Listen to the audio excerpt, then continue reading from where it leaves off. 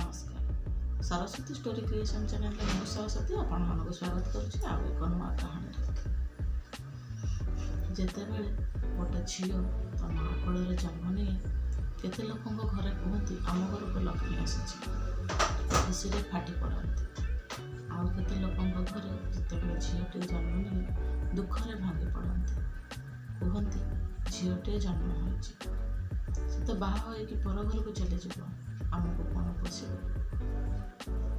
कहानी ना मो मार शेष उपहार कहानी को शेष पर्यंत शुणु भल लगे लाइक शेयर सब्सक्राइब करेंगे आपण मतामत कमेंट माध्यम जानवे एवं चलते आरंभ करवा आज कहानी बालेश्वर जिले में साधारण परिवार रोते परिवार थे बापा अमरेन्द्र माँ प्रियावती झी रानी सान पुओ राजू बापा कृषि कार्य करते और माँ घर काम सहित गाँव में बुली काम करते कारण घरे सेमतिका अधिक धन संपत्ति नथिला किंतु स्नेह श्रद्धार भरपूर थिला माँ हसी दे कहते रानी तुम्हें बड़ हो डाक्तर हेले एटा ही मो बड़ उपहार हम दुई जन मनरे चिंता करथिले आमको जिते कष्ट हो परिश्रम कर रोजगार करने को पड़ू झी को डाक्तर को पढ़ाई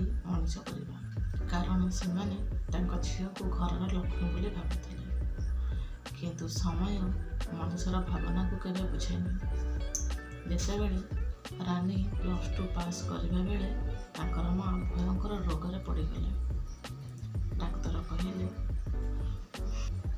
चिकित्सा बहुत टंका लगे एक कथा शुणा पर रानी और बापा अत्यंत दुखरे भांगी पड़े कारण अमरेन्द्र स्त्री को बहुत भल पाते एमतीका रोगाक्रांत अवस्था देखि अत्यंत भांगी पड़े यह किंतु झी रानी को से देखा रानी किंतु बापांकर मन कथा भल भाव बुझीपारे रानी कांदिकी भांगी पड़े भी बापा को सहारा देते बापा दुख देखी रानी कहले बापा मोर डाक्तरी पढ़ाई तुम जहाँ भी टंका पैसा रखिच से सब आम माँ चिकित्सा लगेदबा एक बापा शुणिकी बहुत कांदी पकाइले भाविले मो झीर स्वप्न आज चलीज किंतु दुखर कथा ये से पैसा भी नियंट पड़ा घर जहाँ भी जमी बाड़ी अल्प स्वल्प कि थिला धन सुना गहना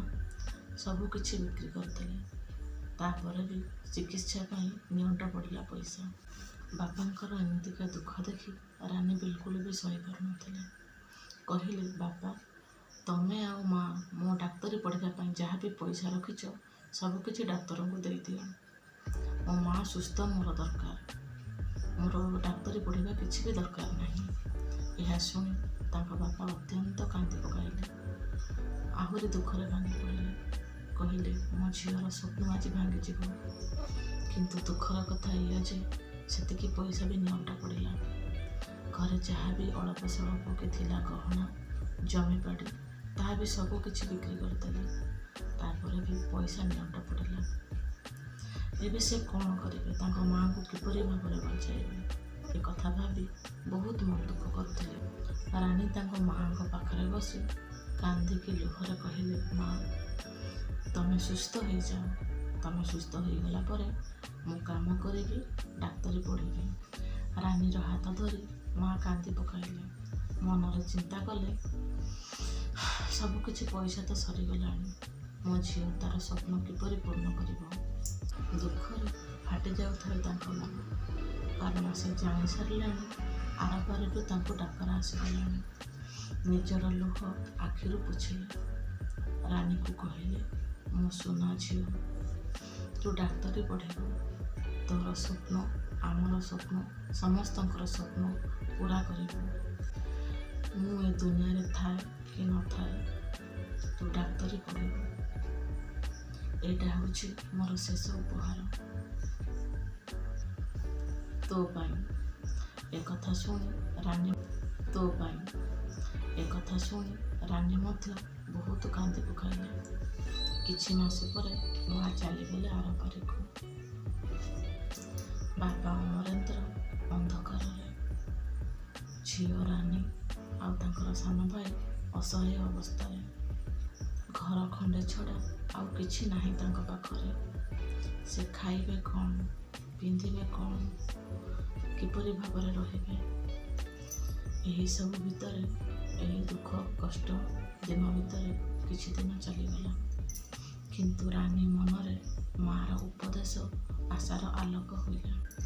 ବର୍ଷ ପରେ ପଢ଼ିବାକୁ ରାନୀ ସହରକୁ ଚାଲିଗଲେ। ସେହି ସମୟରେ ବାପା ତାଙ୍କ ସାନ ଭାଇର ରାଜୁକୁ ବିବାହ କରାଇଦେଲେ। ତାଙ୍କ ସ୍ତ୍ରୀର ନାମ ଥିଲା ମିନତୀ। ମିନତୀ ଘରର ସବୁକିଛି କାମ ଭଲ ଭାବରେ କରୁଥିଲେ, କିନ୍ତୁ ତାଙ୍କ ଶ୍ୱଶୁରଙ୍କୁ ବିଲକୁଲ ବି ଭଲ ପାଉନଥିଲେ କି ସମ୍ମାନ ଦେଉନଥିଲେ। ଏହା ଦେଖି ପୁଅ ବହୁତ ମନ କଷ୍ଟ କରୁଥିଲେ। ତାଙ୍କ ସ୍ତ୍ରୀଙ୍କୁ ବୁଝାଉଥିଲେ, ବାପାଙ୍କୁ ତମ ପୁଅ ରାଜୁ ଦେଖି ବହୁତ ମନ କଷ୍ଟ କରୁଥିଲେ। ତାଙ୍କ ସ୍ତ୍ରୀ ମିନତୀକି ବୁଝାଉଥିଲେ, ମୋ ବାପାଙ୍କୁ ତମ ବାପା ପରି ଦେଖ, ତାଙ୍କୁ ଭଲ ପାଅ, ସମ୍ମାନ କର, ତାଙ୍କର ସେବା କର। କିନ୍ତୁ ଏହା ମିନତୀ ବିଲକୁଲ ବି ବୁଝୁନଥିଲେ। ବୋହୂର ଏପରି ଭାବ ଓ ସମ୍ମାନ ଦେଖି ଶ୍ୱଶୁର ଅମରେନ୍ଦ୍ର ବହୁତ ମନ ଦୁଃଖ କରୁଥିଲେ। ରାନୀ ପ୍ରାୟତଃ ବେଳେବେଳେ ଛୁଟିରେ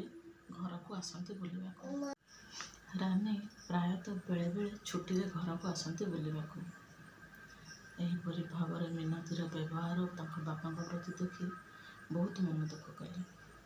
ଆଉ କହିଲେ, ମିନତୀ, ଆଜି ମୋ ମା' ନାହାନ୍ତି। ମୋ ମା' ଥିଲେ ତୁମ ସହିତ ବହୁତ ମିଶିଥାନ୍ତେ, ଆଉ ତୁମକୁ ନିଜ ଝିଅ ପରି ଦେଖିଥାନ୍ତେ। ତୁମେ ବି ତୁମ ଶ୍ୱଶୁରଙ୍କୁ ନିଜ ବାପା ପରି ଦେଖ, ସମ୍ମାନ କର, ଭଲ ପାଅ, ସେବା କର। ଦେଖିବ ତମ ଘର ସଂସାର କେତେ ସୁନ୍ଦର ସୁଖ ଶାନ୍ତିରେ ପୂରିଯିବ। ଏହା ଶୁଣି ମିନତୀ ତାଙ୍କ ଶ୍ୱଶୁରକୁ ଯାଇ ଭୁଲ ମାଗିଲେ। କହିଲେ, ବାପା, ମୋର ଭୁଲ ହେଇଯାଇଛି, ମୋତେ କ୍ଷମା କରିଦିଅ, ନିଜ ଝିଅ ଭାବି।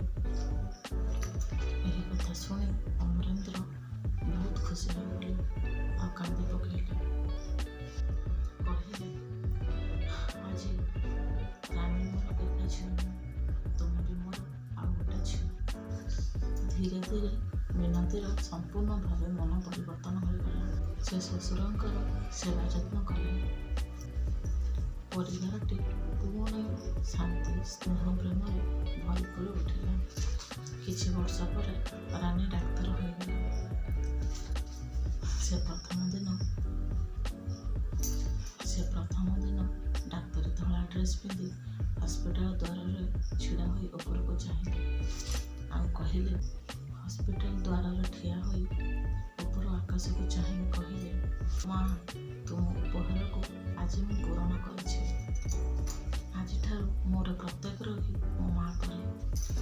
ରାନୀର ବାପା, ମା, ସାନ ଭାଇ, ଭାଉଜ ଓ ଗାଁର ସମସ୍ତ ଲୋକ ଏହା ଦେଖି ରାନୀ ଡକ୍ଟର ହୋଇଯାଇଛି ବହୁତ ଗର୍ବ କଲେ ଆଉ କହିଲେ, ଏହା ସେଇ ମା'ର ଆଶୀର୍ବାଦ।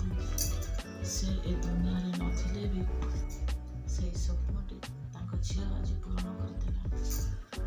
ଜୀବନରେ ଆମ ପ୍ରିୟଜନ ଶାରୀରିକ ଭାବରେ ନଥାଇ ପାରନ୍ତି, କିନ୍ତୁ ତାଙ୍କର ଆଶୀର୍ବାଦ ଓ ସ୍ୱପ୍ନ ସବୁବେଳେ ଆମ ସାଥିରେ ରହିଥାଏ। କାହାଣୀଟି ଯଦି ଭଲ ଲାଗିଥିବ ନିଶ୍ଚୟ ଲାଇକ୍, ସେୟାର, ସବସ୍କ୍ରାଇବ୍ କରିବେ। ଆପଣଙ୍କ ମତାମତ କମେଣ୍ଟ ମାଧ୍ୟମରେ ଜଣାଇବେ।